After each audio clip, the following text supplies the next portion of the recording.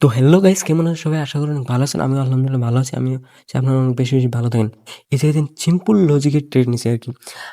লো আর লো breakout করছে। 00 round number breakout করছে। Next reversal trade করছে আরকি। No problem. 00 round number strong round number সবাই জানে 00 round number strong round number. আর লো কে নিচে লো লাগানোর পরে রিভার্সাল হওয়ার চান্স থাকে আরকি।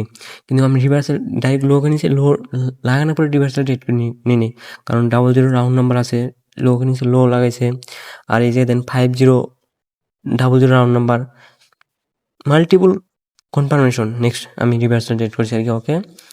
ওকে ওয়েট করি নেক্সট রেজাল্টের জন্য কি আসে আরকি।